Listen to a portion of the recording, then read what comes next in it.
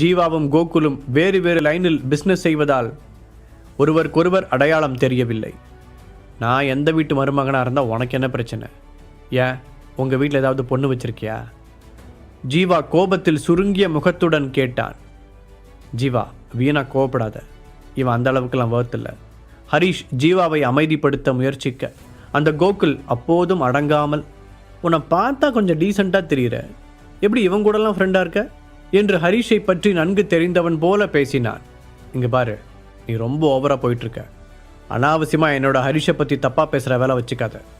ஜீவா கோபத்தை கண்ட்ரோல் செய்தபடி கூற, அப்படி தாண்டா பேசுவேன். இவன் என்ன அவ்வளோ பெரிய அப்பாட்டக்கரா? இல்லை ஏதாவது ஒரு நாட்டுக்கு ராஜாவா? இவனே ஒரு வீணா போனவன். இவன் கூட இருக்கிற நீ மட்டும் எப்படி இருப்ப? கோகுல் இஷ்டத்துக்கு பேசிக்கொண்டே போக ஜீவா எட்டி அவனுடைய சட்டையை பிடித்தான். என் மேலே மட்டும் கை வச்சேன்னு வச்சுக்கோ, அப்புறம் லைஃப்பில் நீ ஜெயில கம்பி தான் எண்ணணும். அந்த கோகுல் மிரட்ட, அதையும் தான் பார்த்துருவோமே. அலட்சியமாக சொன்ன ஜீவா கோகுலின் வயிற்றில் குத்தி கீழே தள்ளினான். இதை எதிர்பார்க்காத கோகுல், டேய் என்னடா பண்ற, உனக்கு என்ன பைத்தியமா பிடிச்சிருக்கு என்று அலறினான். இன்னொரு தடவை நீ அந்த விரலை நீட்டி பேசு, நான் அதை உடச்சி விடுறேனா இல்லையான்னு மட்டும் பாரு என்று ஜீவா ஆவேசமாக சொல்ல, அப்போது அவனுக்கு பக்கத்தில் வந்த திவ்யா, ஜீவா கொஞ்சம் அமைதியாரு, ஹரீஷ் சொல்றது சரிதான், இவன் பேச்சே ஒரு குப்பை தொட்டி மாதிரி தான் இருக்கு, இவன் கூடலாம் போய் சரிக்கு சமமாக சண்டை போட்டுட்டு இருக்க என்று அவனை சமாதானப்படுத்தினான். அவளுக்கு ஜீவாவை பற்றி நன்றாக தெரியும். அவனுக்கு கோபம் வந்தால் யார் என்னவென்றெல்லாம் பார்க்க மாட்டான். அதனால் வந்த இடத்தில் பிரச்சனை வேண்டாம் என்று அவள் நினைத்தாள். ஜீவாவின் கண்களில் தெரிந்த ஆவேசத்தை பார்த்த கோகுல் பயந்து பின்வாங்கினான். அவன் விட்ட ஒரு குத்தே அவனுடைய அடி வயிற்றை கலக்கி எடுத்தது. அதனால் மெதுவாக கீழே இருந்து எழுந்தவன் அமைதியாக ஒதுங்கி நின்று கொண்டான். இதையெல்லாம் வேடிக்கை பார்த்து கொண்டிருந்த அக்ஷரா கோகுலை கண்டுகொள்ளாமல் ஹரிஷை பார்த்து, ஹரிஷ் நாம் உள்ள போலாம் என்று சொன்னாள்.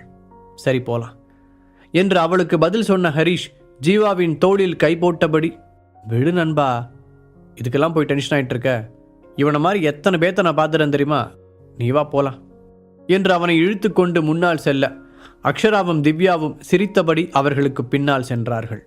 ஹரீஷும் ஜீவாவும் அவ்வளவு நெருக்கமாக வருவதை நிறைய கண்கள் பொறாமையுடன் பார்த்தன. ஹரீஷ், நீ மட்டும் விட்டிருந்தா நான் அவனோட 2 பல்லையாவது உடச்சி விட்டுருப்பேன்.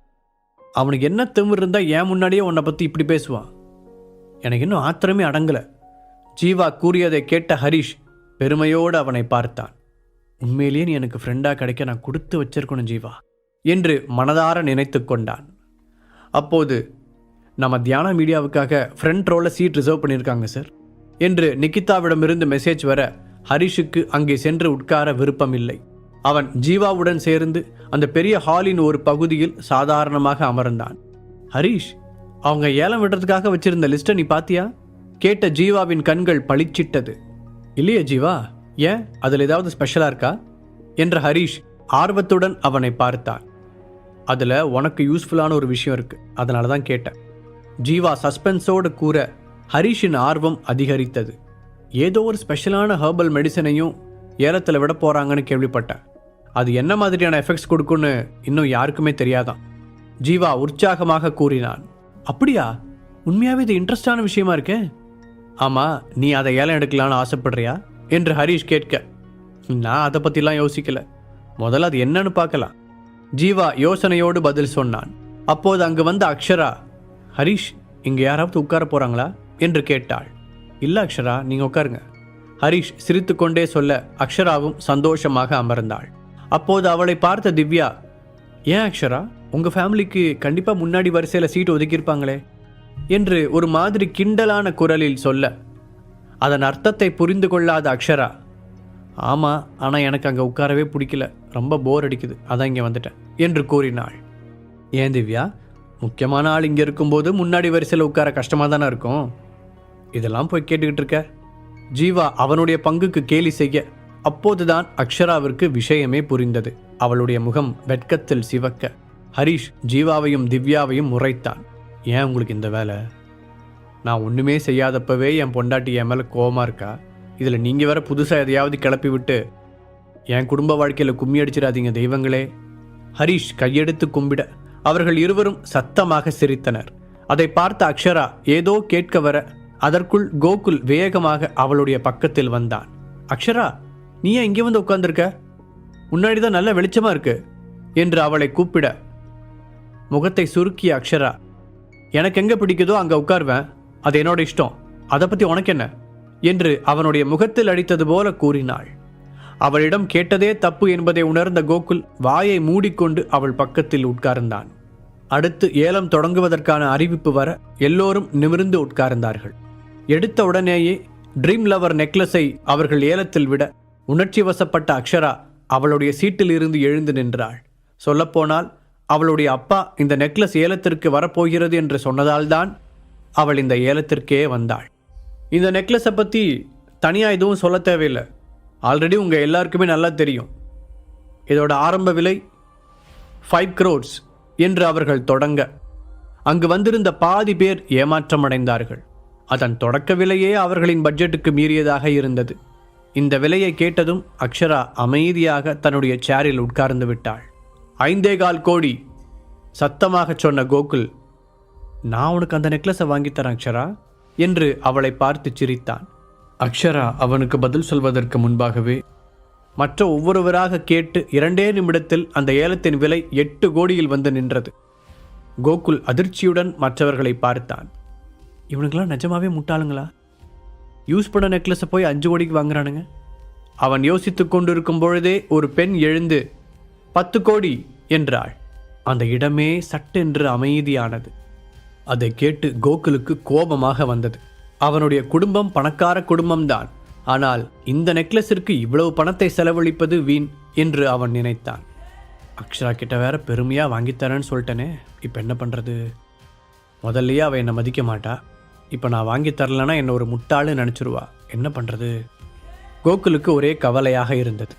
அவன் மீண்டும் அதன் விலையை ஏற்றி கேட்கப் போக, வேண்டாம் கோகுல், இதோட நிறுத்திக்கலாம், அந்த நெக்லஸ்க்காக இவ்வளோ காசு செலவழிக்க வேண்டாம் அக்ஷரா சொல்ல கோகுல் நிம்மதியாக பெருமூச்சு விட்டான். அக்ஷராவிற்கு அந்த நெக்லஸ் பிடித்திருந்தாலும் அதை கோகுல் வாங்கி தருவதை அவள் விரும்பவில்லை. அதனால்தான் டீசெண்டாக வேண்டாம் என்று கூறினாள்.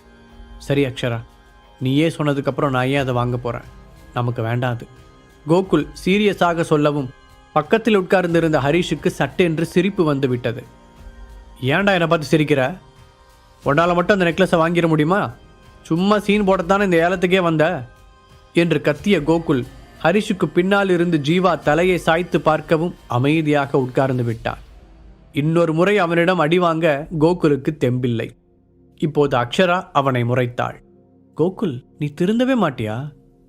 உனக்கு இங்கே உட்கார விருப்பம் இல்லைனா தாராளமாக கிளம்பு, அதை விட்டுட்டு என்னோட ஃப்ரெண்டை அவமானப்படுத்துகிற வேலையெல்லாம் வச்சுக்காத என்று அவள் கடுமையாக கூற, இல்லை அக்ஷரா, நான் எதுவும் சொல்லலை, சும்மா தான் கேட்டேன் என்று அவசரமாக மறுத்தான் கோகுல். அந்த நெக்லஸ் விலை 12 கோடியை தாண்டி சென்று கொண்டிருந்தது. அப்போது தன்னுடைய போனை எடுத்த ஹரிஷ் முன் சீட்டில் உட்கார்ந்திருந்த நிக்கிதாவிற்கு மெசேஜ் அனுப்பினான். அந்த நெக்லஸ் 12 கோடிக்கு கிட்டத்தட்ட முடிவான போது வேகமாக கையை உயர்த்திய நிக்கிதா 15 crores என்றாள். என்ன கொடுமை இது? இந்த நெக்லஸை போய் 15 கோடி ரூபாய்க்கு வாங்குறாங்களா? தியானா மீடியாவுக்கு இன்னும் பணத்தோட அருமை தெரியலன்னு நினைக்கிறேன். முணுமுணுத்த கோகுலுக்கு அந்த விலையை நம்பவே முடியவில்லை. கோகுல் மட்டுமல்லாமல் அங்கிருந்த எல்லோருமே ஆச்சரியத்துடன் பார்க்க நிக்கிதா அதை ஏலம் எடுத்திருந்தாள். அக்ஷராவிற்கு மனது கஷ்டமாக இருந்தது. இனி அவள் நினைத்தாலும் அந்த நெக்லஸை வாங்க முடியுமா என்று தெரியவில்லை. அவள் அப்பாவிடம் பணம் கேட்கவும் தயக்கமாக இருந்தது. அப்படி கேட்டு அவர் கோகுலை திருமணம் செய்து கொள்ள வேண்டும் என்று ஏதாவது கண்டிஷன் போட்டுவிட்டால் என்ன செய்வது என்று பயந்தாள். அவள் அந்த நெக்லஸை பற்றி கனவு கண்டு கொண்டிருந்த போது ஏலம் விடுபவர்கள் அவர்களின் டேபிளின் மீது ஒரு பெரிய பெட்டியை வைத்தனர். எல்லாருக்கும் வணக்கம், உங்களுக்காக இன்னைக்கு ஒரு ஸ்பெஷலான ஐட்டத்தை வச்சிருக்கோம், ஏலம் விடும் நபர் உற்சாகமாக கூறினார். அதை கேட்டதும் அந்த கூட்டத்தில் ஒரு பரபரப்பு தெரிந்தது. மற்ற பொருட்களை ஏலத்தில் விட்டபோது அமைதியாக இருந்த ஜீவா கூட இந்த விஷயத்தில் மிகவும் ஆர்வமாக இருந்தான். கொஞ்ச வருஷங்களாகவே ஜீவா உடற்பயிற்சி, தற்காப்பு கலைகள் என்று நிறைய விஷயங்களில் ஈடுபட்டு வந்தான். அது அவனுடைய மனநிலைக்கு நல்ல பலனை கொடுத்தாலும் பிஸ்னஸில் முன்னேறி அடுத்த கட்டத்திற்கு செல்ல வேறொன்று தேவைப்பட்டது. அதற்கு இந்த ஹெர்பல் மெடிசின் ஹெல்ப் செய்யலாம் என்று நினைத்தான். அதே நேரத்தில், அப்படின்னா இந்த ஹெர்பல் மெடிசின் விஷயத்தில் நமக்கு தெரியாமல் நிறைய விஷயம் நடக்கும் போல, என்று ஹரிஷ் யோசித்தான். எல்லாரும் கொஞ்சம் அமைதியா நான் சொல்ற விஷயத்தை கேளுங்க. இந்த ஹெர்பல் மாத்திரைக்கான ஃபார்முலா 80 வருஷத்துக்கு முன்னாடி உருவாக்கப்பட்டது. அப்போதான் இந்த மாத்திரையையும் உருவாக்கியிருக்காங்க. நாங்கள் ஒரு லேபில் தான் இதை கண்டுபிடிச்சோம். அங்கே ஒரு காற்று போகாத கண்ணாடி பெட்டிக்குள்ள இதை பத்திரமா பாதுகாத்து வச்சுருந்தாங்க. அது எங்கன்னு சொல்கிறதுக்கு எங்களுக்கு பெர்மிஷன் இல்லை. எங்கள் ஸ்பெஷலிஸ்ட்டை வச்சு இதை நாங்கள் நல்லா ரிசர்ச் பண்ணியிருக்கோம். இந்த மாதிரி ஒரு அபூர்வமான ஹெர்பல் மருந்தை முதல்ல எக்ஸ்பீரியன்ஸ் பண்ண போகிற அந்த ஆள் யாருன்னு இப்போ தெரிஞ்சுக்கலாம்.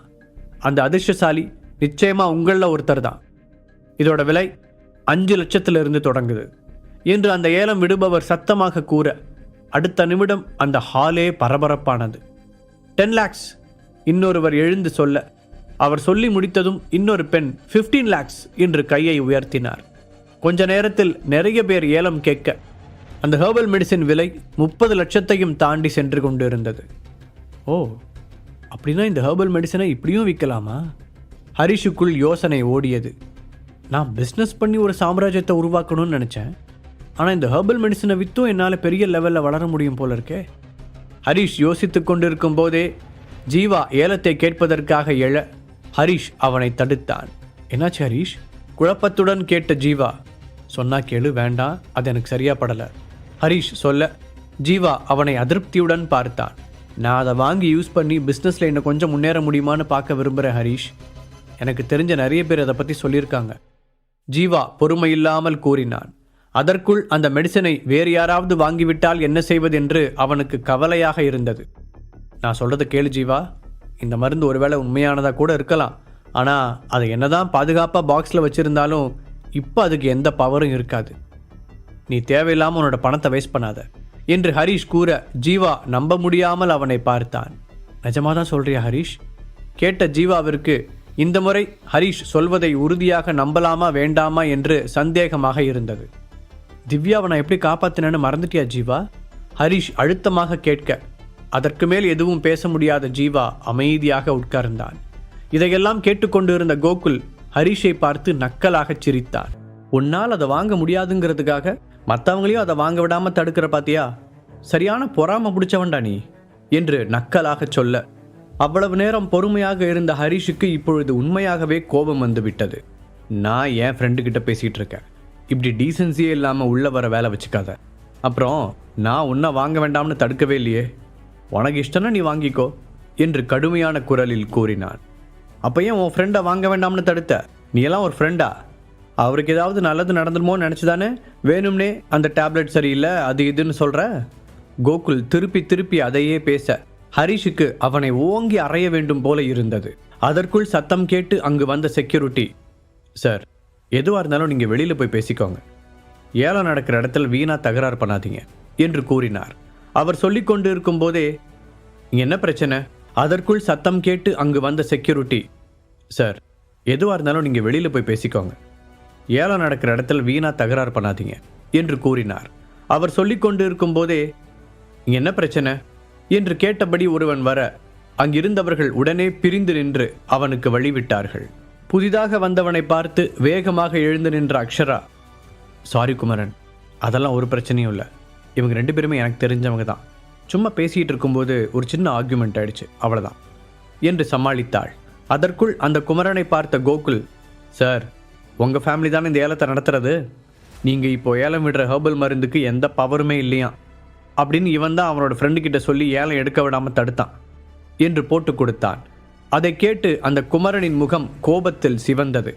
ஹரிஷ் தான் தியானா மீடியாவின் புது CEO என்பது அவனுக்கு தெரியாது.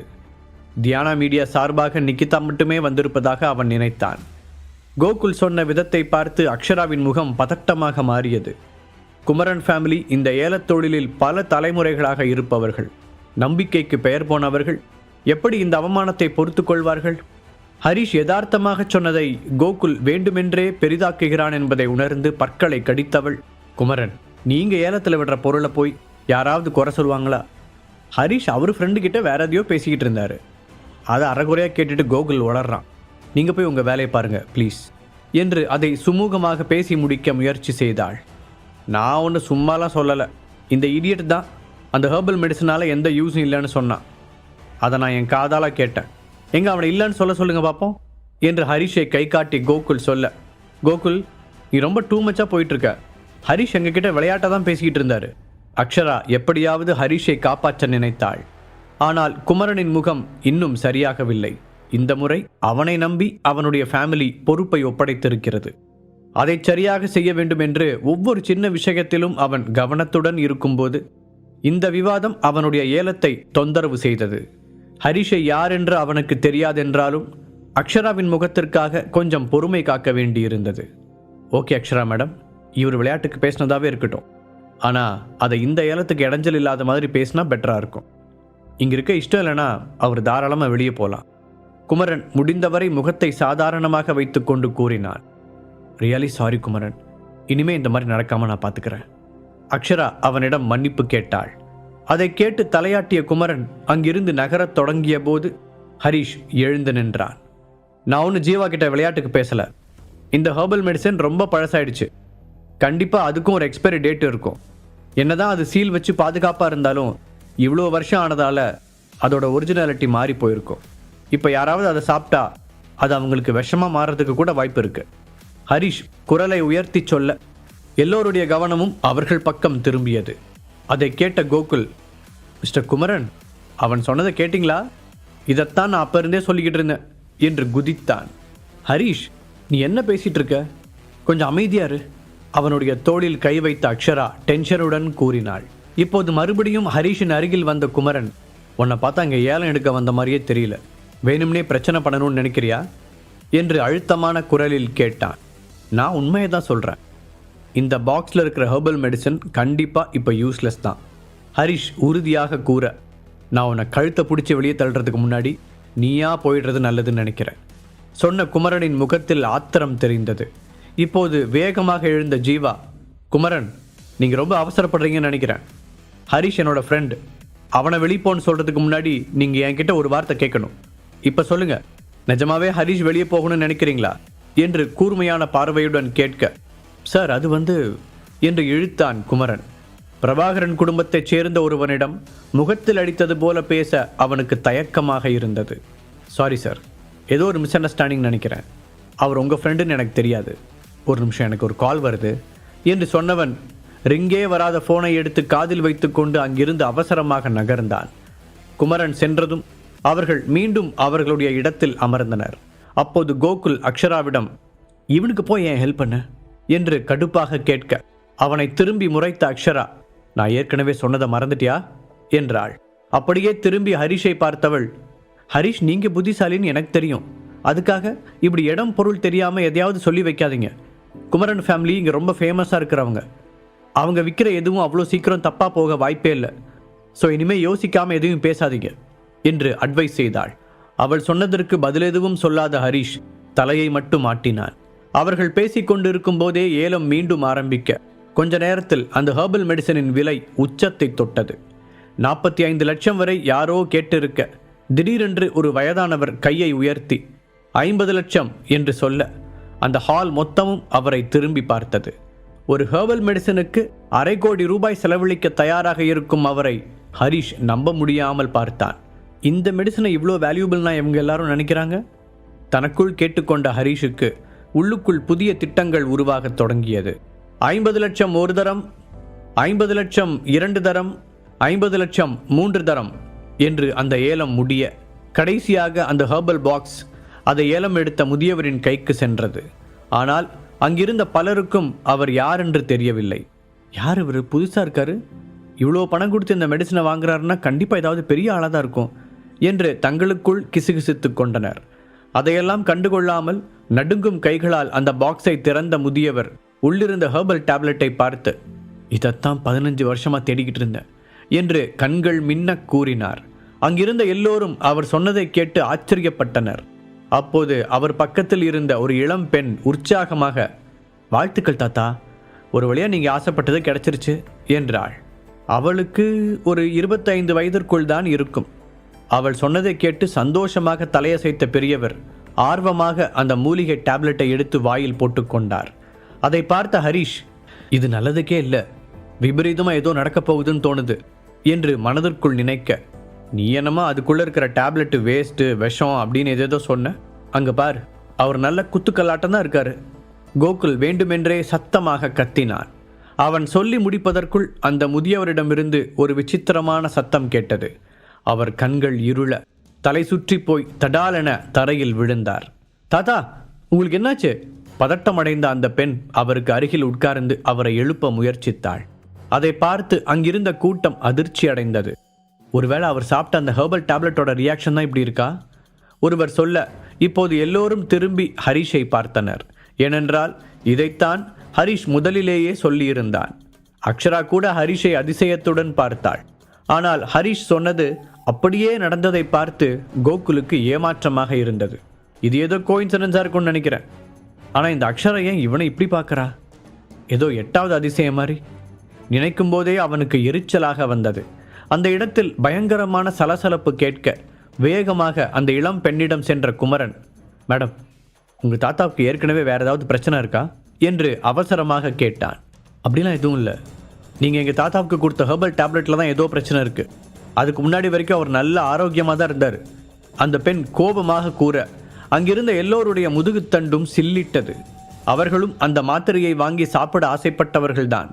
அப்படி நடந்திருந்தால் அந்த முதியவருக்கு பதில் தாங்கள் தான் அந்த இடத்தில் இருந்திருப்போம் என்று யோசித்து பார்க்கவே அவர்களுக்கு திகிலாக இருந்தது.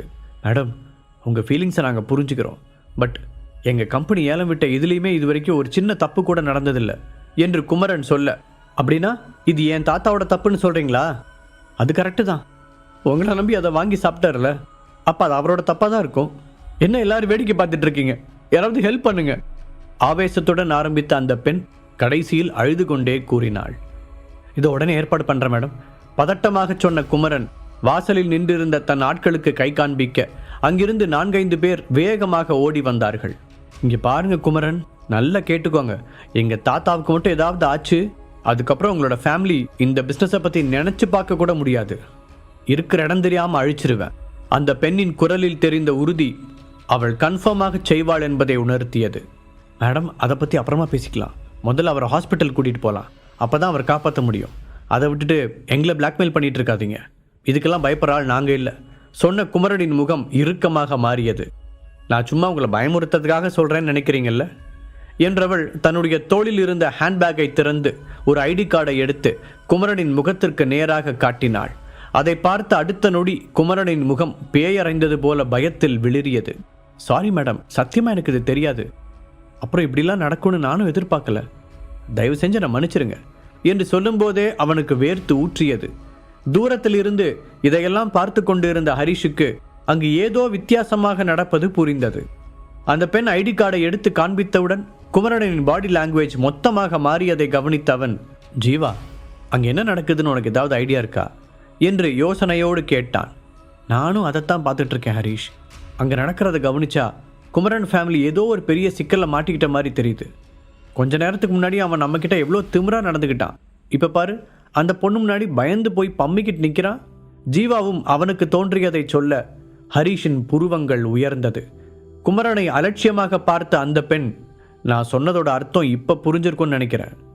தாத்தாவை காப்பாற்ற சீக்கிரம் ஏதாவது ஏற்பாடு பண்ணுங்க என்று அதிகாரமாக கூற, ஏதோ ஆம்புலன்ஸுக்கு சொல்லியாச்சு மேடம், இப்போ வந்துடும் பதில் சொன்ன குமரன் பதட்டமாக வாசலுக்கு ஓடினான். ஆம்புலன்ஸ் வர்றதுக்குள்ளே இவருக்கு ஏதாவது ஆகிடும், அதனால் சீக்கிரம் ஏதாவது செய்யணும் என்று ஹரிஷ் மீண்டும் ஏதோ சொல்ல போக, ஹரிஷ் கொஞ்சம் வாயை வச்சுக்கிட்டு சும்மா இருங்க. ஏற்கனவே இங்கே பெரிய பிரச்சனை போயிட்டுருக்கு, இதில் நீங்கள் வேற. அக்ஷரா அவனுடைய கையை பிடித்து தடுத்தாள். ஜீவா எதுவும் பேசவில்லை. ஆனால் ஹரிஷ் என்ன சொன்னாலும் செய்வதற்கு தயாராக அவன் பக்கத்தில் நின்றான். இந்த பையன் என்ன சொல்கிறான்? அந்த பெரியவரை காப்பாற்ற இவனால் ஏதாவது செய்ய முடியும்னு சொல்கிறானா? இதெல்லாம் நம்புற மாதிரியா இருக்கு. கூட்டத்தில் இருந்த ஒருவர் கிண்டலாக கூற, கொஞ்சம் அமைதியா இருங்க, அவன் பக்கத்தில் யார் நிற்கிறான்னு தெரியுதுல, அதுதான் ஜீவன் பிரபாகரன். பிரபாகரன் கம்பெனிஸோட வாரிசு. தேவையில்லாம நீங்களே வம்ப விலை கொடுத்து வாங்காதீங்க என்று கிசுகிசுப்பான குரலில் அதட்ட, முதலில் சொன்னவர் சட்டென்று கையை வைத்து வாயை மூடிக்கொண்டார். ஒரு பெருமூச்சை விட்ட ஹரிஷ், ஜீவா, இதுக்கு மேலே என்னால் பார்த்துட்டு சும்மா இருக்க முடியாது சொன்னவன் வேகமாக அந்த முதியவர் மயங்கி விழுந்து கிடந்த இடத்தை நோக்கி சென்றான். மிஸ்டர் குமரன், நான் ஆல்ரெடி சொன்ன மாதிரி அந்த எக்ஸ்பைரியான டேப்லெட்னால தான் அவருக்கு இப்படி ஆயிருக்கு. என்னோட கெஸ்ஸிங் படி அது இப்போ மெடிசன் கிடையாது, பாய்சன். ஆனால் இப்போ தான் அவர் அதை சாப்பிட்டதுனால இன்னும் உடம்பு ஃபுல்லாக கலந்து உள்ளுறுப்புகளை பாதிச்சிருக்காது. அதுக்காக ஆம்புலன்ஸ் வர்ற வரைக்கும் வெயிட் பண்ணோம்னா அவரை காப்பாற்றுறது கஷ்டம். என்று எக்ஸ்பிளைன் செய்த ஹரிஷ் அந்த பெண்ணை பார்த்து, மேடம், உங்களுக்கு என் மேல நம்பிக்கை இருந்தா நான் உங்க தாத்தாவை காப்பாற்ற ஹெல்ப் பண்றேன் என்று சொன்னான். அவன் சொல்லி முடித்ததும் ஒரு குண்டூசி விழுந்தால் கூட சத்தம் கேட்கும் அளவிற்கு அந்த இடமே அமைதியில் உறைந்தது. நீ ஒன்றும் சும்மா சொல்லலையே, அவர் காப்பாற்றுறதுக்கு நிஜமாவே உங்ககிட்ட ஒரு வழி இருக்கா? அந்த பெண் நம்ப முடியாமல் கேட்க, அவன் சொல்றதெல்லாம் நம்பாதீங்க, அவனே ஒரு வேஸ்ட் பீஸு. சடனாக அந்த பெண்ணை பார்த்து கத்திய கோகுல், ஹரிஷ், உனக்கு தான் எல்லாம் தெரியுங்கிற மாதிரி சீன் போடுறத முதல்ல நிறுத்து என்றான். அவனுடைய பெயரை கேட்டதும் அங்குள்ளவர்கள் தங்களுக்குள் பேசிக்கொள்ளத் தொடங்கினார்கள். ஹரிஷ்னா அந்த ஏஜே ஃபேமிலியோட மருமகன் தானே? இவன் எதுக்கும் உதவ மாட்டான்னு அவங்க சொல்லி நான் கேள்விப்பட்டிருக்கனே, அவனது? ஹரிஷை பற்றி கார்த்திக் பரப்பிய வதந்திகள் காற்றை விட வேகமாக இருந்தது. அதையெல்லாம் கேட்ட அந்த பெண்ணுக்கு சந்தேகமாக இருந்தாலும் ஹரிஷின் முகத்தில் தெரிந்த ஏதோ ஒன்று அவன் மீது நம்பிக்கை வைக்கச் சொன்னது. ஹரிஷின் வார்த்தைகள் மீது ஜீவாவுக்கு தோன்றிய அதே உணர்வு இப்போது அந்த பெண்ணுக்கும் எழுந்தது. சரி, நீங்கள் ட்ரை பண்ண நான் பெர்மிஷன் கொடுக்குறேன். ஆனால் ஒன்று, என் தாத்தாவுக்கு மட்டும் ஏதாவது நடந்தா அப்புறம் இங்கே இருக்கிற யாரையும் நான் சும்மா விட மாட்டேன் என்று எச்சரித்தாள். ஷோர் என்று மட்டும் பதில் சொன்ன ஹரிஷ் தன்னுடைய ஷர்ட்டின் உள் பாக்கெட்டில் இருந்து ஒரு குட்டி பாட்டிலை வெளியில் எடுத்தான். அதற்குள் கொஞ்சமாக மூலிகை பொடி தெரிய அதை திறந்தவன், யார்கிட்டயாவது கொஞ்சம் தண்ணி இருந்தா கொடுங்க என்று கூட்டத்தை பார்த்து கேட்டான். ஹரிஷ் திவ்யாவின் உயிரை காப்பாற்ற தயாரித்த மாற்று மருந்தில் மீதி இருந்ததை பத்திரமாக எடுத்து வைத்திருந்தான். எப்போதாவது அது தேவைப்படும் என்று நினைத்தான். ஆனால் இவ்வளவு சீக்கிரமாக அதற்கான அவசியம் வரும் என்று அவனே எதிர்பார்க்கவில்லை. அந்த முதியவர் மோசமான நிலையில் இருந்தார். அரை மயக்கத்தில் இருந்த அவருடைய வாயில் மூலிகை பொடியை போட்டு மெதுவாக தண்ணீரை ஊற்றினான். ஹரிஷ், என்ன பண்ற, எனக்கு பயமா இருக்கு என்று பதட்டத்துடன் கூப்பிட்ட அக்ஷரா குனிந்து அந்த முதியவருடைய தலையை உயர்த்தி பிடித்தாள். அவனை டிஸ்டர்ப் பண்ணாத அக்ஷரா, கான்ஃபிடன்ஸ் இல்லாத ஒன்றை ஹரிஷ் கண்டிப்பாக செய்ய மாட்டான், எனக்கு நல்லா தெரியும், அவனை நான் நம்புகிறேன் ஜீவா உறுதியாக கூற, இதற்குள் அங்கு வந்திருந்த குமரன் ஹரிஷ் செய்வதை அதிர்ச்சியுடன் பார்த்தான். அவனுடைய முகத்தில் இன்னும் பயம் மிச்சம் இருந்தது. அந்த முதியவரின் முகம் கொஞ்சம் கொஞ்சமாக சரியாக, அவரது மூச்சு சீராக வந்தது. அதை பார்த்து கொண்டிருந்த எல்லோரும் ஹரிஷின் டேலண்டை கண்டு வியந்து போனார்கள். இந்த பையனை பற்றி என்னென்னமோ சொன்னாங்க, ஆனால் இவனை பார்த்தா அப்படி தெரியலையே ஒருவர் சொல்ல, மற்றவர்களும் வேகமாக தலையாட்டினார்கள். அதை பார்த்து கோகுலுக்கு வயிற்றெரிச்சலாக இருந்தது. உங்கள் தாத்தா இப்போ நல்லா இருக்காரு, கொஞ்ச நேரம் ரெஸ்ட் எடுத்தாருன்னா போதும் ஹரிஷ் ஒரு சிரிப்போடு சொல்ல, அந்த பெண் நன்றியோடு அவனை பார்த்து கையெடுத்து கும்பிட்டாள். நீங்கள் செஞ்ச உதவிக்கு நான் கண்டிப்பாக பதிலுக்கு ஏதாவது செய்வேன் என்றவள் தன்னுடைய தாத்தாவை கைத்தாங்கலாக பிடித்தபடி வெளியில் நிறுத்தியிருந்த காருக்கு சென்றாள். உதவிக்கு வந்தவர்களையும் கை நீட்டி தடுத்து விட்டாள். அவளுடைய நடவடிக்கைகள் ஹரிஷின் கண்களுக்கு மட்டும் கொஞ்சம் வித்தியாசமாக தெரிந்தது. இது ஏதோ லக்கில் நடந்துருச்சு, அதுக்கு போய் எல்லாரும் ஓவரா பண்ணிக்கிறாங்க. கோகுல் வாயை வைத்துக்கொண்டு சும்மா இருக்காமல் ஏதோ சொல்ல, முன்பு ஹரிஷ் செய்ய நினைத்ததை இப்போது ஜீவா செய்தான். சுத்தமாக பொறுமை இழந்தவன் கோகுலை ஓங்கி ஒரு அறை வைத்தான். இனியும் இந்த மாதிரி பேசிக்கிட்டு இருந்தேனா அப்புறம் நான் உன்னை என்ன பண்ணுவேன்னே தெரியாது. ஜீவா கண்களை உருட்டி மிரட்ட, கன்னத்தில் கை வைத்திருந்த கோகுல் பேந்த பேந்த முழித்தான். அதை பார்த்த அக்ஷராவிற்கு சட்டென்று சிரிப்பு வர கஷ்டப்பட்டு தன்னை கண்ட்ரோல் செய்து கொண்டாள். அதே நேரத்தில் இவனை போய் தனக்கு மாப்பிள்ளையாக பார்த்திருக்கும் அப்பாவை நினைத்து மனதிற்குள் நொந்தவள், கோகுல், நீ ஒரு முட்டாள் எனக்கு நல்லாவே தெரியும், அதை திரும்ப திரும்ப நிரூபிக்காத என்று அடிக்குரலில் சீறினாள். அப்போது ஜீவாவின் கைகளை பிடித்து அவனை தடுத்த Divya, Jeeva, control your self, அவன் தான் புரியாமல் ஏதோ பண்ணுறான்னா நீயும் அவனோட தரத்துக்கு உன்னை இறக்கிக்காத என்று சொன்னாள். அவளுக்கு கோகுலை பார்த்து எரிச்சலாக வந்தது. என் ஒய்ஃப் சொல்கிறதால இந்த தடவை உன்னை விடுறேன், இன்னொரு தடவை ஹரிஷை இன்சல்ட் பண்ணுற மாதிரி பேசினேன்னா கண்டிப்பாக என்னை யாராலையுமே தடுக்க முடியாது. அப்புறம் அந்த நாள் தான் உனக்கு கடைசி நாளாக இருக்கும். ஜீவா ஆத்திரம் அடங்காமல் கூறினான். ஜீவாவின் ஆவேசத்தை பார்த்து கோகுல் பயத்துடன் பின்வாங்க, ஹரிஷ் ஒரு சின்ன சிரிப்புடன் அந்த காட்சியை ரசித்து கொண்டிருந்தான். கோகுல் மாதிரியான முட்டாள்களை சமாளிக்க ஜீவாவின் முரட்டுத்தனம்தான் சரி என்று அவன் நினைத்தான். அப்போது அங்கு வந்த குமரன், சாரி ஹரிஷ், உங்களை புரிஞ்சிக்காம பேசினதுக்கு நான் ரொம்ப வருத்தப்படுறேன், அதுக்காக உங்ககிட்ட மனசார மன்னிப்பு கேட்டுக்கிறேன். நீங்கள் என்னோட நல்லதுக்காக தான் சொல்லியிருக்கீங்க, உங்களுக்கு ஓகேனா நாம் 2 பேரும் இனிமேல் ஃப்ரெண்ட்ஸாக இருக்கலாமா என்று கைகளை நீட்ட ஹரிஷும் சந்தோஷமாக அதை பற்றி கொண்டான். அதான் ஃப்ரெண்ட்ஸ்னு சொல்லிட்டல்ல, அப்புறம் என்ன நீங்கள் வாங்கலாம் என்று ஹரிஷும் சகஜமாக பேச, 2 பேரும் பொதுவான விஷயங்களை பற்றி கொஞ்ச நேரம் பேசிக்கொண்டு இருந்தார்கள். ஜீவாவைப் போலவே குமரனிடமும் அவனால் ஈஸியாக பழக முடிந்தது. அப்பொழுது மெதுவாக, குமரன், நான் உங்ககிட்ட ஒரு விஷயம் கேட்கணும்னு நினச்சேன். அந்த பொண்ணு ஒரு ஐடி கார்டு காமிச்ச உடனே நீ ஏன் அவ்வளோ ஷாக்கான? அப்படி அதில் என்ன இருந்துச்சு? ஏன் கேட்குறேன்னா, அவங்க அவ்வளோ ஃபேமஸ் ஆனவங்களா இருந்தால் இங்கே வந்திருந்தவங்களுக்கு கண்டிப்பாக அவங்கள பற்றி தெரிஞ்சிருக்கும். ஆனால் யாருமே அவங்கள தெரிஞ்ச மாதிரி காட்டிக்கலையே, அதுதான் ஒரு கியூரியாசிட்டியில் கேட்குறேன் என்று ஹரிஷ் தயக்கத்துடன் கேட்க, குமரன் வேகமாக சுற்றுமுற்றும் பார்த்தான். ஹரிஷின் கையை பிடித்தவன் யாருக்கும் சந்தேகம் வராத மாதிரி அவனை அந்த ஹாலின் மூலைக்கு அழைத்து போனான். ஹரிஷ், இதை நான் வெளியே சொல்லக்கூடாது. அப்படி சொல்கிறது எனக்கே ஆபத்தாக முடியலாம். இருந்தாலும் எனக்கு நீ ஒரு பெரிய ஹெல்ப் பண்ணியிருக்க. அதோட இதை நீயும் தெரிஞ்சுக்கிறது ஒரு வகையில் நல்லதுன்னு நினைக்கிறேன். குமரன் பெரிய அளவில் பில்டப் செய்ய ஹரிஷின் ஆர்வம் அதிகரித்தது. மீண்டும் ஒரு முறை சுற்றுமுற்றும் பார்த்து குரலை தாழ்த்தி கொண்ட குமரன், அவங்க 2 பேரும் ஒரு அண்டர்வேர்ல்ட் குரூப்பை சேர்ந்தவங்க. அவங்கள மெரியட்ஸ் அப்படின்னு சொல்லிக்குவாங்க. பொதுவாகவே அவங்க இந்த ஹெர்பல் மெடிசன் மேலே ரொம்ப இன்ட்ரெஸ்டாக இருப்பாங்க என்று சொன்னான். ஆமாம், நான் கூட இந்த கேங்கை பற்றி எதுலேயோ படிச்சிருக்கேன். பட் அவங்க நீங்கள் பயப்படுற அளவுக்கு பயங்கரமானவங்கன்னு எனக்கு தெரியாது. பதிலுக்கு சொன்ன ஹரிஷின் குரலில் ஆச்சரியம் தெரிந்தது. ஹரிஷ், இதுக்கு மேலே என்னால் டீட்டெயிலாக சொல்ல முடியாது. அதுலேயும் இவங்க 2 பேரும் அந்த குரூப்பில் சாதாரண மெம்பர்ஸாக தெரியல. ஒரு படபடப்புடன் சொன்ன குமரன் கர்ச்சீஃபை எடுத்து முகத்தை துடைத்து கொண்டான். ஆனால் குமரன், பொதுவாக அண்டர்வேர்ல்ட் கேங்ஸ் இந்த மாதிரி ஐடி கார்டெல்லாம் பேக்கில் வச்சுருக்க மாட்டாங்கல்ல? அவங்க ஏதாவது ரகசியமான சிம்பிள் இந்த மாதிரி தான் மெயின்டைன் பண்ணுவாங்கன்னு கேள்விப்பட்டிருக்கேன். சப்போஸ் யாராவது அந்த பொண்ணோட ஐடி கார்டை பார்த்துட்டா பிரச்சனை ஆகிடாது? ஹரிஷ் யோசனையோடு கேட்டான். நீ சொல்கிறதும் கரெக்டு தான். ஆக்சுவலி அந்த ஐடி கார்டே அவங்களோட ரகசிய கோடுபாடு தான். அது ஒரு ஹெர்பல் மெடிசன் பற்றின காலேஜோட ஐடி கார்டு. அதை வச்சு யாராலையும் அவங்கள சந்தேகப்பட முடியாது. நாங்கள் இந்த லைனில் ரொம்ப வருஷமாக பிஸ்னஸ் பண்ணுறதுனால எங்களுக்கு அதை பற்றி நல்லா தெரியும். குமரன் எக்ஸ்பிளைன் செய்ய ஹரிஷுக்கு அவன் சொல்வதன் அர்த்தம் புரிந்தது. அப்புறம் ஹரிஷ், நீ இப்போ தான் ரொம்ப கவனமாக இருக்கணும். நீ அந்த வயசானவரை காப்பாற்றினதுனால அவங்க உன் மேலே ஒரு கண்ணு வச்சுருப்பாங்க. குமரன் கவலையுடன் சொல்ல, பயப்படாது குமரன், அதை நான் பார்த்துக்கிறேன் என்று ஹரிஷ் அவனுக்கு சமாதானம் கூறினான். ஹரிஷின் அந்த தைரியம் குமரனுக்கு ஆச்சரியத்தை கொடுத்தது. ஹரிஷ், உனக்கு எப்போ எந்த ஹெல்ப் வேணாலும் நீ தாராளமாக என்கிட்ட கேட்கலாம். என் ஃபேமிலியால் முடிஞ்சதை கண்டிப்பாக உனக்கு செஞ்சு தருவோம். ஹரிஷின் தோளில் தட்டி கொடுத்த குமரன் மனதார கூறினான். அவன் ஃபேமிலி என்ற வார்த்தையை சொன்னவுடன் ஹரிஷுக்கு தன்னுடைய குடும்பத்தை பற்றி ஞாபகம் வந்தது. என்னோட குடும்பத்தை தவிர எல்லாரும் எனக்கு ஹெல்ப் பண்ணுறேன்னு வாக்கு கொடுக்குறாங்க. சொந்த ஃபேமிலி எனக்கு எதிரியாக நிற்கிது. ஆனால் வெளியில் இருக்கிற நண்பர்களோட லிஸ்ட்டு அதிகமாயிட்டே போகுது.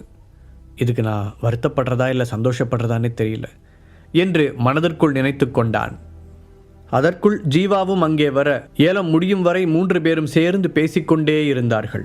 அப்போது குமரன் தன்னுடைய அசிஸ்டண்ட்டை அழைத்து அவனுடைய காதில் ஏதோ சொல்ல, கொஞ்ச நேரத்தில் அந்த அசிஸ்டண்ட் ஒரு பாக்ஸை கொண்டு வந்து குமரனின் கையில் கொடுத்தான். ஹரிஷ், இதை உனக்காக தான் கொண்டு வர சொன்னேன். கண்டிப்பாக நீ இதை வாங்கி தான் ஆகணும். அப்போ தான் நீ என்னை மன்னிச்சிட்டேன்னு அர்த்தம் என்று வற்புறுத்தி அவனுடைய கைகளில் திணிக்க, ஹரிஷ் சின்ன சங்கடத்துடன் அதை வாங்கி கொண்டான். ரொம்ப தேங்க்ஸ் குமரன். நான் செஞ்ச உதவிக்காக இல்லை, உன்னோட ஃப்ரெண்ட்ஷிப்காக இதை நான் வாங்கிக்கிறேன் சொன்ன ஹரிஷ் அந்த பாக்ஸை திறந்து பார்த்தான். அதற்குள் ஒரு பழங்கால கடிகாரம் இருந்தது. தங்கத்தினால் செய்யப்பட்ட அந்த கடிகாரம் மூடியெல்லாம் போட்டு பார்ப்பதற்கே அழகாக இருந்தது.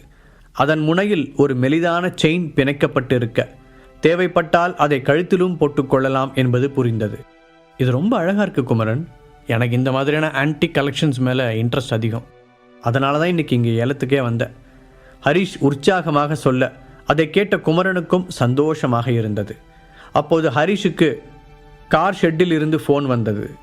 அவனுடைய காரை சரி செய்து விட்டதாக அவர்கள் கூற, அவன் இருக்கும் அட்ரஸை சொல்லிக்கொண்டு வந்துவிடச் சொன்னான்.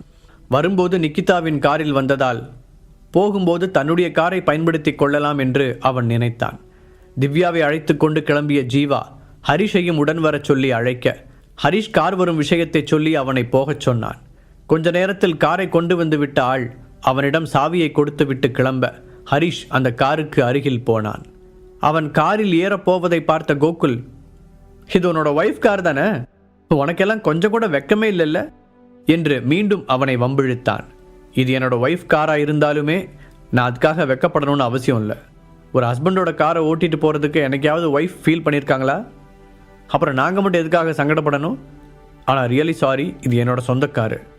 இது சின்ன காருன்னு எனக்கு தெரியும், ஆனால் இதுவே எனக்கு போதும். ஹரிஷ் சாதாரணமாக சொல்ல அங்கிருந்த மற்றவர்களின் கவனத்தை அது ஈர்த்தது. ஒரு இம்போர்ட்டட் ஸ்போர்ட்ஸ் காரை சின்னது என்று சாதாரணமாக சொல்லும் அவனை அவர்கள் ஆச்சரியமாக பார்த்தார்கள்.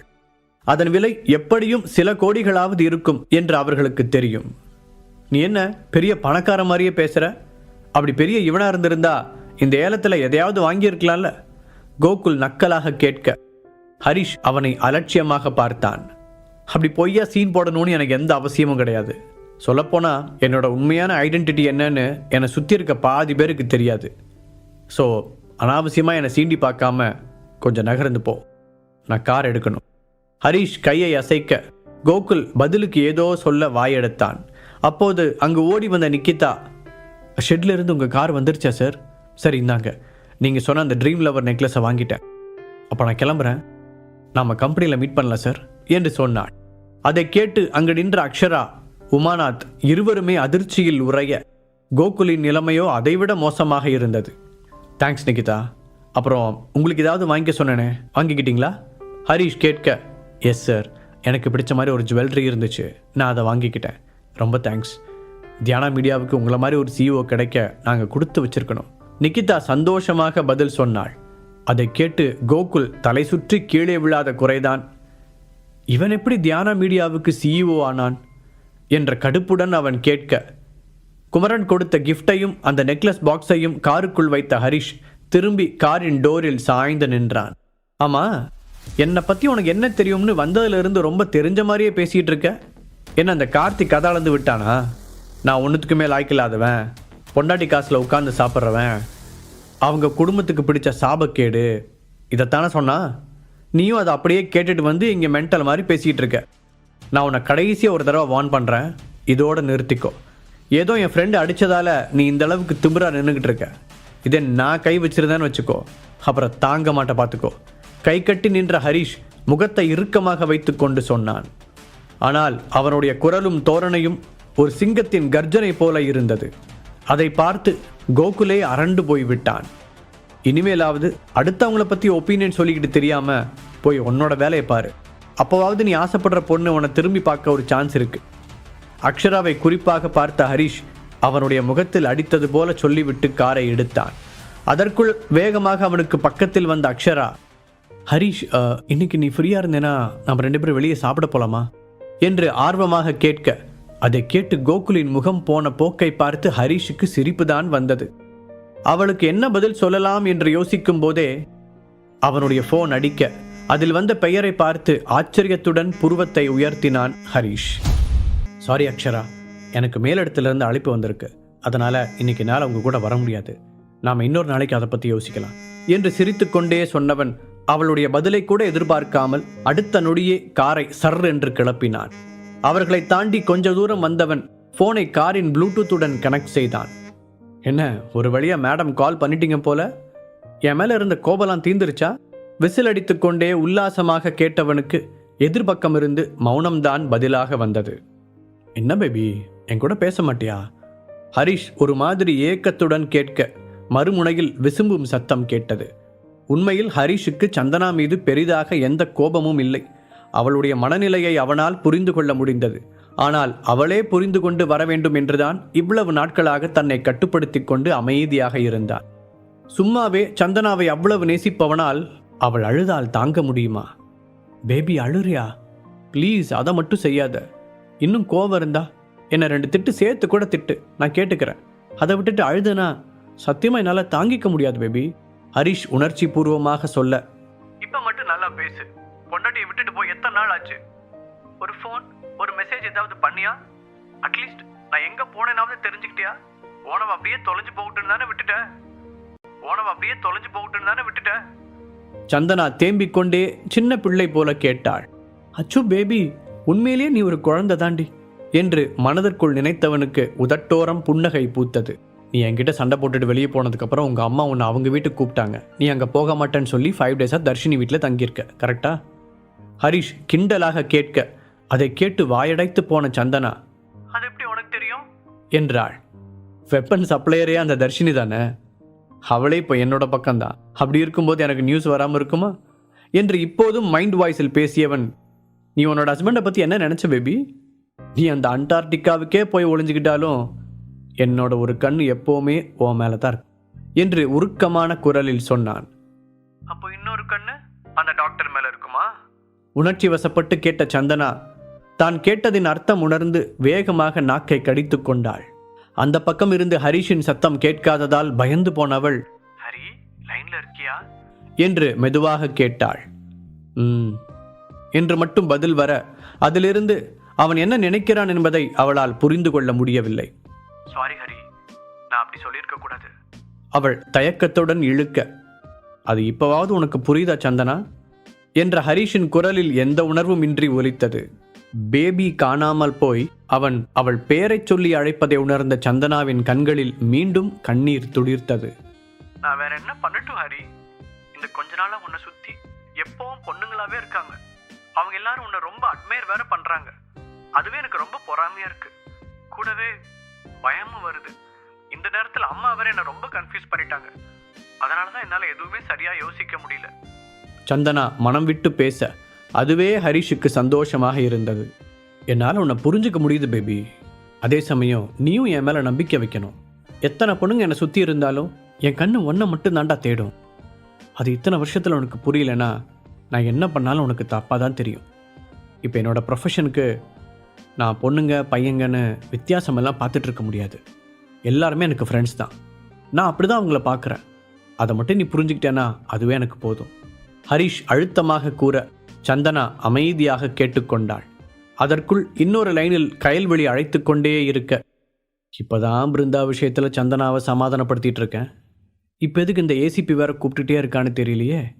ஏதாவது எமர்ஜென்சியாக இருக்குமா? மனதிற்குள் யோசித்தான் ஹரிஷ்.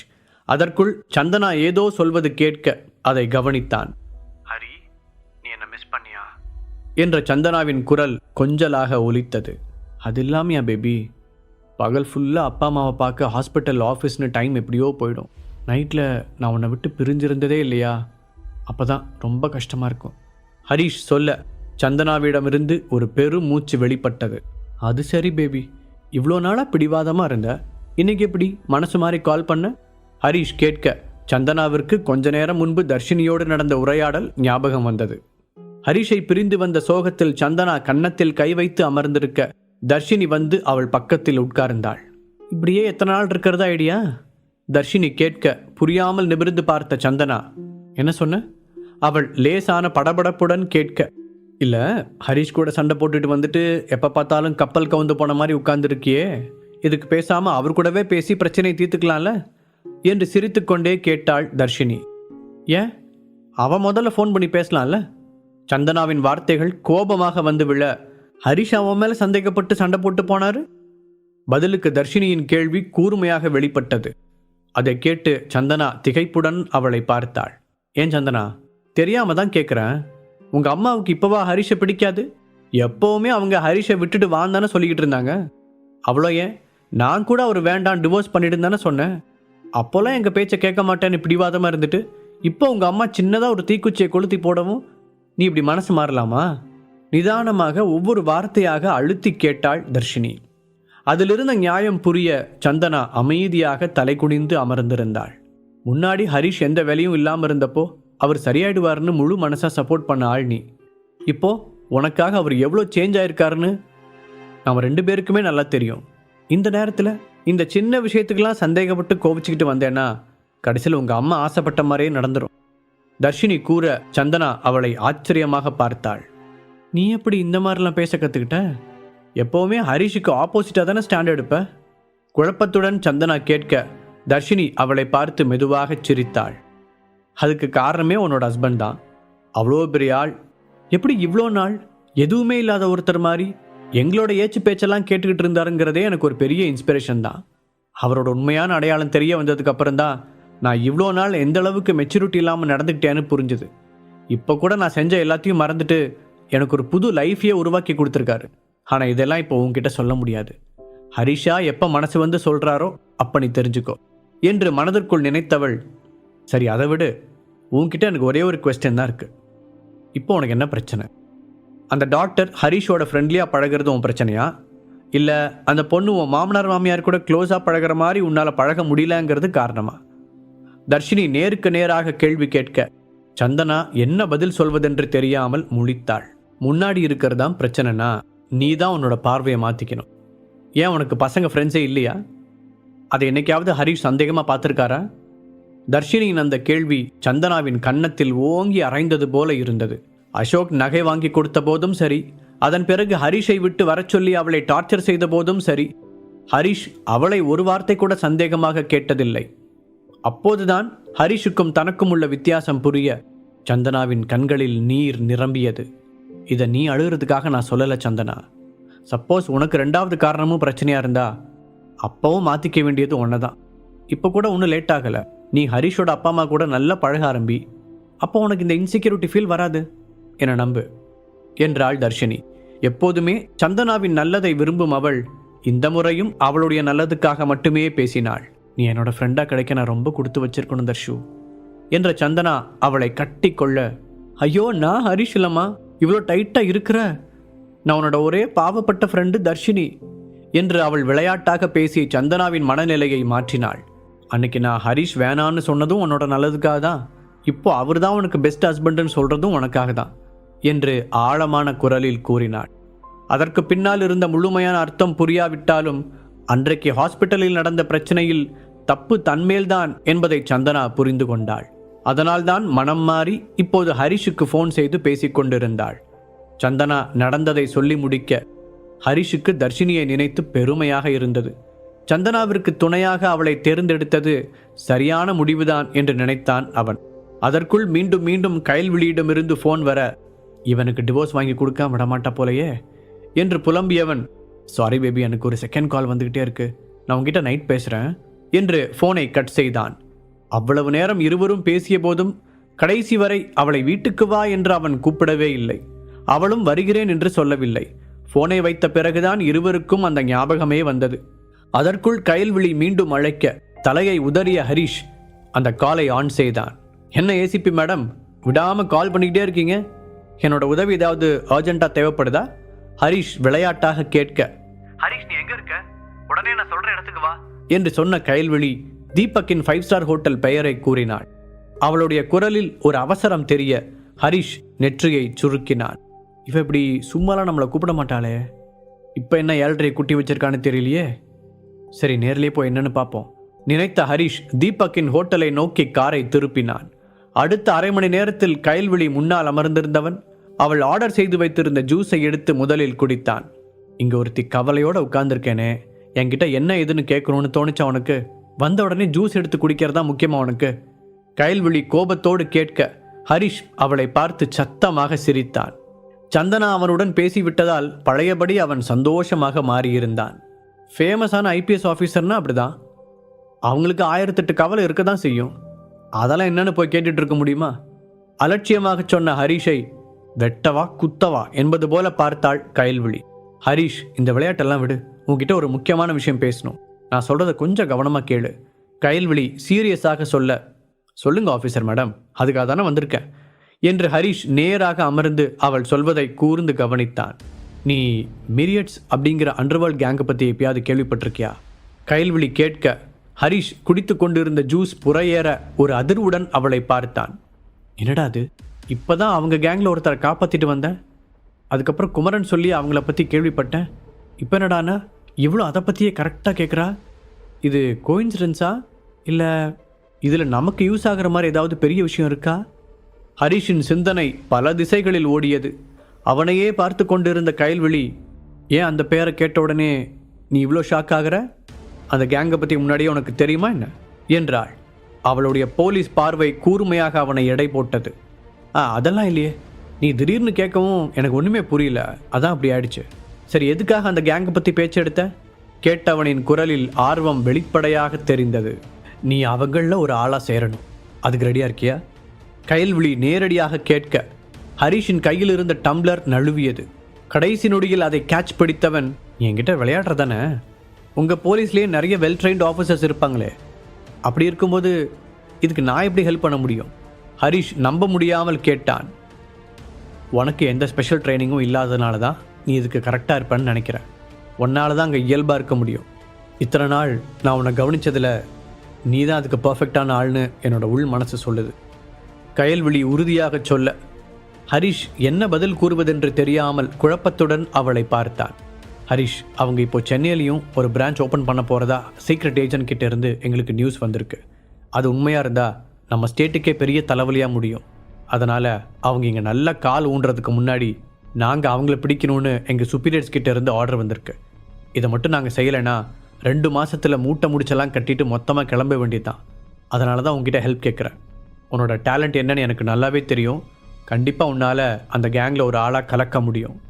கயல்விழி பேசிக்கொண்டே போக ஹரிஷ் அவசரமாக கையை உயர்த்தி அவளை தடுத்து நிறுத்தினான். அப்படியே பார்த்தாலும் அவங்க எங்கே இருக்காங்கன்னு கூட நமக்கு தெரியாது. அப்புறம் நான் எப்படி அந்த கேங்கோட சேர முடியும்? ஹரிஷ் புரியாமல் கேட்டான். நீ ஓகேன்னு மட்டும் சொல்லு ஹரிஷ், மற்ற எல்லாத்துக்கும் எங்ககிட்ட பிளான் இருக்கு. கயல் உறுதியாக கூற ஹரிஷ் கொஞ்ச நேரம் அமைதியாக யோசித்தான். கயல் கேட்குற உதவி செஞ்சா அது மூலமாக நம்ம நினைக்கிற சில விஷயங்களையும் சாதிச்சுக்கலாம். அந்த மிரியட்ஸ் கேங் ஹெர்பல் மெடிசனை பற்றி தெரிஞ்சுக்கிறதுல ரொம்ப ஆர்வமாக இருக்காங்கன்னு குமரன் சொன்னால. ஸோ அதை பற்றி நாமளும் இன்னும் டீட்டெயிலாக தெரிஞ்சுக்கலாம். நினைத்தவன் கயல்விழி கேட்ட உதவியை செய்யலாம் என்று முடிவெடுத்தான். சரி கயல், நான் உனக்கு ஹெல்ப் பண்ணுறேன். பிளான் என்னன்னு சொல்லு. ஹரிஷ் கூற கயலுக்கு அப்போதுதான் நிம்மதியாக மூச்சே வந்தது. அதுக்கு ஃபஸ்ட்டு நீ ஜெயிலுக்கு போகணும். கயல் சர்வசாதாரணமாக கூற, என்னது என்று ஹரிஷ் அதிர்ச்சியுடன் பார்த்தான். ஆமாம், 2 நாளைக்கு முன்னாடி மிரியட்ஸ் கேங்கோட முக்கியமான ஆளை நாங்கள் அரெஸ்ட் பண்ணியிருக்கோம். பட் அவனுக்கு எதிராக எங்ககிட்ட எந்த ஆதாரமும் இல்லை. இப்போதைக்கு 15 டேஸ் அவனை எங்கள் பாதுகாப்பில் வச்சு விசாரிக்கிறதுக்கு மட்டும்தான் பெர்மிஷன் வாங்கியிருக்கோம். ஸோ நமக்கு இப்போ டைம் ரொம்ப கம்மியாக இருக்குது. அதுக்குள்ளே நீ எப்படியாவது அவன் கூட பழகி அந்த கேங்கில் ஒரு ஆளாக நுழையணும். இப்போதைக்கு அதுதான் டாஸ்க். அதுக்கப்புறம் என்ன பண்ணலாங்கிறத பற்றி நீ அந்த கேங்குள்ளே போனதுக்கப்புறம் முடிவெடுத்துக்கலாம். கயல்விழி தெளிவாக எக்ஸ்பிளைன் செய்ய ஹரிஷுக்கு அவள் சொல்ல வருவது புரிந்தது. ஓகே, எனக்கு புரியுது. ஆனால் எனக்கு ஒரு 2 டேஸ் டைம் வேணும். அதுக்குள்ளே நான் கொஞ்சம் ப்ரிப்பேர் ஆகிக்கிறேன். அப்போ தான் என்னால் அந்த கேங்கோட ஈஸியாக ஜெல்லாக முடியும். ஹரிஷ் சொல்ல கயல்விழி சம்மதமாக தலையாட்டினாள். நல்லா ஞாபகம் வச்சுக்கோ ஹரிஷ், ஆல்ரெடி ஒரு நாள் முடிஞ்சிருச்சு. இப்போ நம்ம கையில் 14 டேஸ் தான் இருக்குது. அதுக்குள்ளே நீ ஜெயிலுக்கு வந்து அவங்க கூட ஃப்ரெண்ட் ஆகணும் அப்படின்னு மனசில் நல்லா ஏற்றிக்கோ. கயல்விழி அழுத்தமாக கூற ஒரு சின்ன சிரிப்புடன் அதை ஏற்றுக்கொண்ட ஹரிஷ், சரி நான் எல்லா ஏற்பாட்டையும் பண்ணிவிட்டு உனக்கு இன்ஃபார்ம் பண்ணுறேன். அதுக்கப்புறம் நான் ஜெயிலுக்குள்ளே போகிறதுக்கான ட்ராமாவை ஃபிக்ஸ் பண்ணிக்கலாம். ஆனால் அது ட்ராமா மாதிரி தெரியாமல் எல்லாமே ரியலாக இருக்கணும். சப்போஸ் நான் அந்த கேங்கில் சேர வாய்ப்பு கிடைச்சதுன்னா. முழு கதையையும் கேட்டு மகிழ பாக்கெட் FM ஆப்பை டவுன்லோட் செய்யுங்கள். லிங்க் டிஸ்கிரிப்ஷனில் கொடுக்கப்பட்டுள்ளது.